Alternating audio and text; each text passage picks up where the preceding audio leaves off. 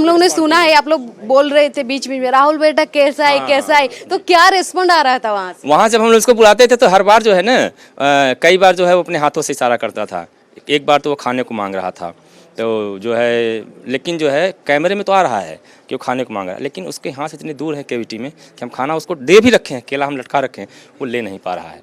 उस मूवमेंट के बाद ही इन लड़कों ने खाना छोड़ दिया था। छत्तीसगढ़ में देश का सबसे बड़ा ऑपरेशन ऑपरेशन राहुल, और इस ऑपरेशन राहुल में जो एनडीआरएफ के टीम नियोजित थे, उड़ीसा के एक टीम नियोजित थे, और उसके जो लीडर थे सेकंड इन कमांडेंट वर्धमान मिश्र, वो हमारे साथ है अभी, अपनी अनुभव हमारे साथ अभी शेयर करने वाले हैं। सब कनक न्यूज में आपकी स्वागत है।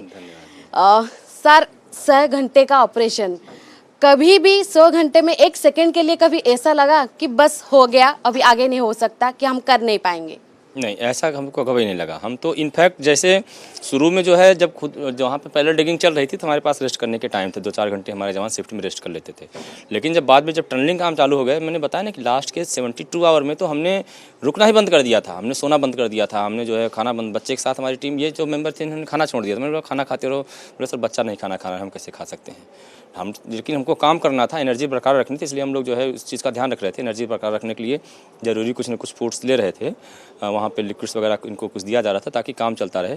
रुकने का तो कोई सवाल ही नहीं था, वहाँ पे हम लोग 1 सेकंड के लिए भी रुके ही नहीं, न तो हमको थकान आई ही नहीं। हमको थकान आई जो है बच्चे राहुल को निकाल के एम्बुलेंस में देने के 2 घंटे बाद, जब हम लोग आपस में जो है हम मिल लिए, हमको लगा हम अपनी खुशियाँ बांट लिए, उसके बाद सब जाके जो जहाँ बैठा वहीं सोने लगा। सर, पूरे देश की नज़र आपके ऊपर थी, टीवी पे ये खबर 24 आवर्स चल रहा था कि राहुल कब निकलेगा, एनडीआरएफ टीम के ये कर पाएगा या नहीं। आप बोल रहे थे कि ऑपरेशन इतने घंटों में आप नियोजित थे वहाँ, तो आपने राहुल के सांसों को फील करे थे, वो अनुभव कैसा था?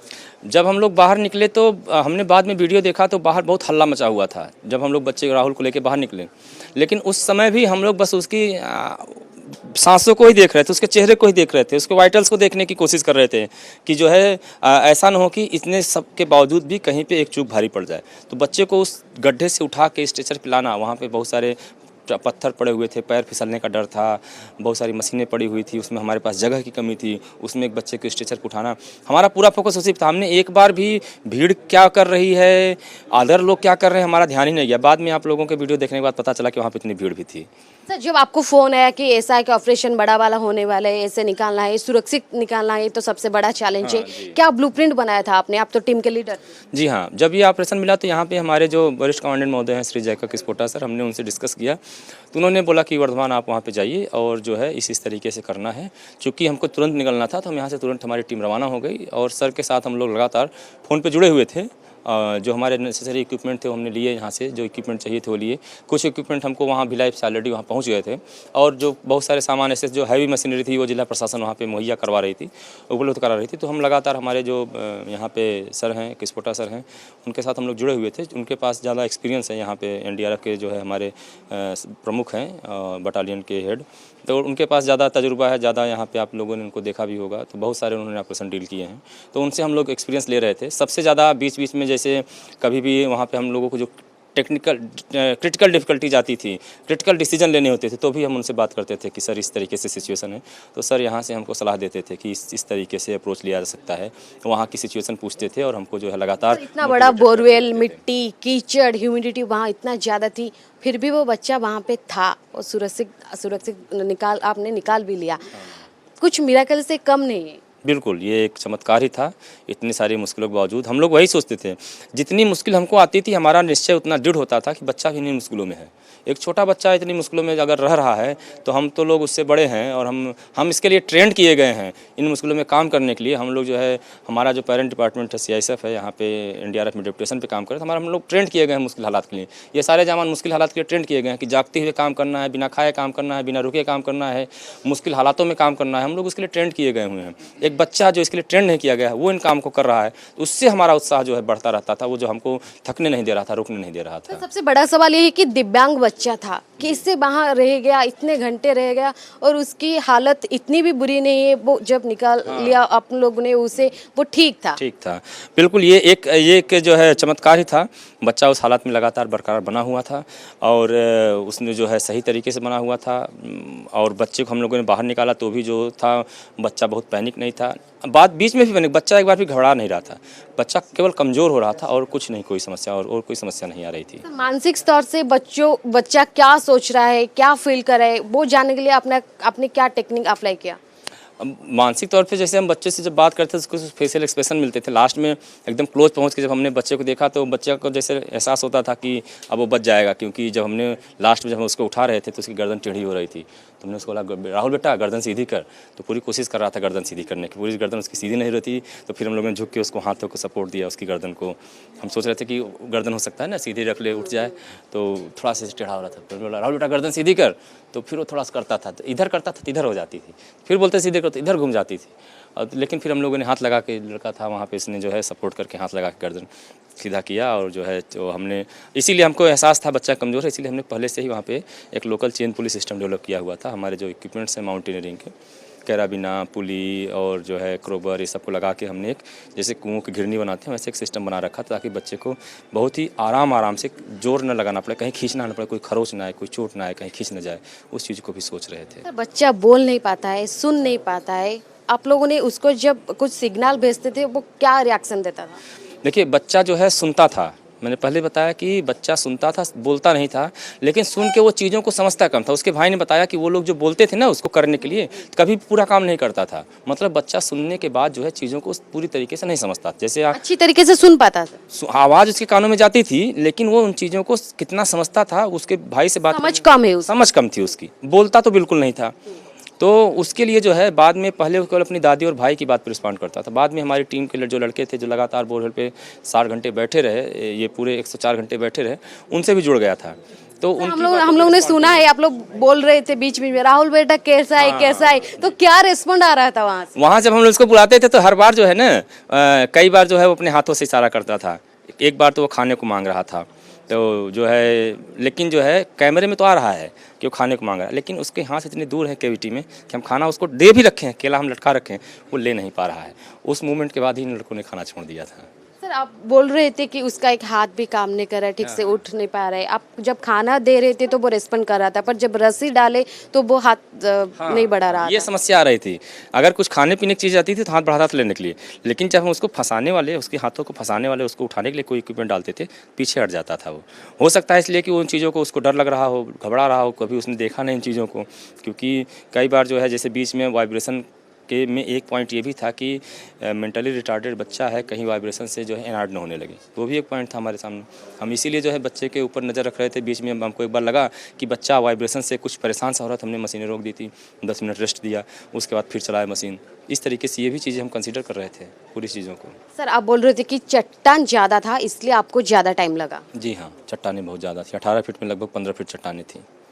सर आप जब निकाले उसको तो पहला रिएक्शन क्या था राहुल का? राहुल का जो है वो हम लोगों को देखने की कोशिश कर रहा था। जब हमने उसको निकाला तो उसके चारों तरफ अंधेरा था, जब हमने उसको स्ट्रेचर पर डाल दिया तो भी ऊपर अंधेरा दिख रहा है। हम लोग साइड में थे, सब बैठे हुए थे, टनल में खड़े होकर काम नहीं कर सकते, छोटी सी टनल थी, बैठ बैठ के काम कर रहे थे। तो हम लोगों को साइड से देखने की कोशिश कर रहा था। बाद में हमने इसको स्ट्रेचर पर भी डाला था, आपने कैमरे देखे होंगे कि वो उस समय भी ऊपर न देख के साइड में देख रहा था, हम लोगों की तरफ देख रहा था। सर आप ये डिसीजन कब लिया कि एक व्यक्ति को वहाँ अंदर डालेंगे, वो नीचे जाके राहुल को उठा के लाएगा? ये जब हम बच्चे से लगभग 1.5 फीट 2 फीट ऊपर थे, तो हमने जो है उसको सोचा कि अगर वो ज़रा सा बैठ जाता ना, लेटा हुआ था, अगर वो उठ जाता तो हम उठा लेते उसको हाथ पकड़ के। उठ नहीं रहा था तो हमने डिसीजन लिया कि बच्चा कमज़ोर है, ठीक है, हम एक आदमी नीचे भेजते हैं, जाके हार्नेस पहनाएगा और उस बच्चे को उठा के। डिसीजन तब लिया या पहले से ले रहे थे? नहीं, देखिए कई डिसीजन होते हैं, डिसीजन हमारे प्रिपेयर रहते थे।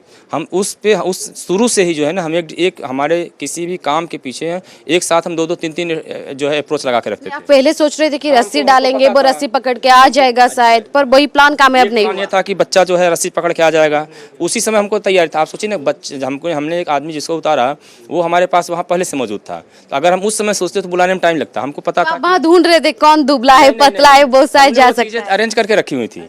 ऐसा हम उस समय नहीं ढूंढना चालू किया। हमको पता था कि एक पहला अप्रोच था सिंपल स्ट्रेटजी, बच्चे को हार्नेस डालेंगे, उठा लेंगे, बच्चा हाथ में आ जाएगा। दूसरा वो नहीं होगा, दूसरी बात जो है तो फिर हम एक आदमी भेज के उठा लेंगे। तीसरी, अगर उसमें भी नहीं होता तो हम और टनल को और तोड़ देते। तो हम ये भी सुना रखा है कि छत्तीसगढ़ के सरकार जो भूपेश बाघेल जी है वो लगातार 24 आवर्स वो भी कांटेक्ट में रह रहे थे, आपसे अपडेट ले रहे थे। कितना प्रेशर हो रहा था आपके ऊपर? जी हाँ, वहाँ के जो मुख्यमंत्री जी हैं वो भी लगातार संपर्क बने हुए थे, लगातार उनके भी मैसेज आ रहे थे, वो भी हम लोगों को उनका भी मैसेज आया कि आप लोग अपना जो है हौसला जारी रखिए, लगे रहिए, भगवान की हमको सफलता ज़रूर मिलेगी। हम ये भी सुना है कि 4 एम्बुलेंस खड़ी थी, 4 एम्बुलेंस की क्या जरूरत थी वहाँ?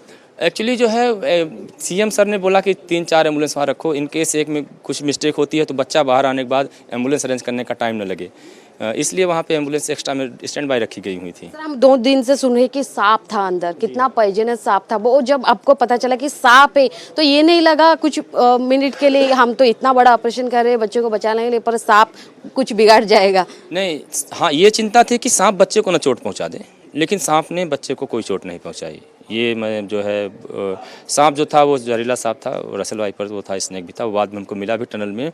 जब वो हम लोगों को वहाँ पे जाने के दूसरे दिन ही सांप दिख गया था। आप लोगों को 2 दिन पहले पता चला, हमको 5 दिन पहले से ही पता था वहाँ पे सांप है।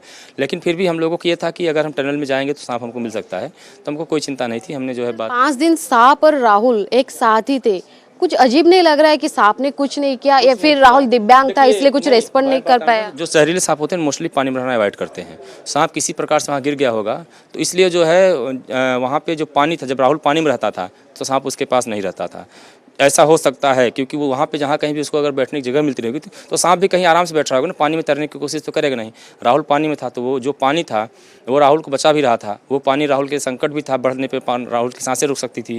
वो जो पत्थर जिसने कैविटी बनाई थी उस पत्थर ने सारे वाइब्रेशन को झेला, अंदर वाइब्रेशन नहीं होने दिया, लेकिन वही पत्थर था जो कि हमको वहाँ से जाने से रोक रहा था। तो वहाँ पे चीज़ें मतलब ऐसी बन गई थी ना, एक चीज़ थी जो हमारे लिए चुनौती थी, वही चीज़ वहाँ पे सपोर्ट भी दे रही थी। बड़ा सा पत्थर हमको जाने नहीं दे रहा है। आपको लग रहा है कि पानी की वजह से सांप ने कुछ नहीं किया राहुल को?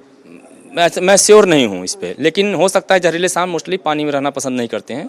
अगर पानी में गिर भी जाते हैं तो कहीं पे राहुल पानी में था, कितना पानी में था? पानी वहाँ बहुत कम था, लेकिन राहुल जब लेट रहा था, देखिए खड़े होने पे पानी अगर जो है होता है और लेटने में पानी में डिफरेंस आ जाता है ना आपके बॉडी लेवल पे, तो उससे उस पर फर्क पड़ रहा था उसका।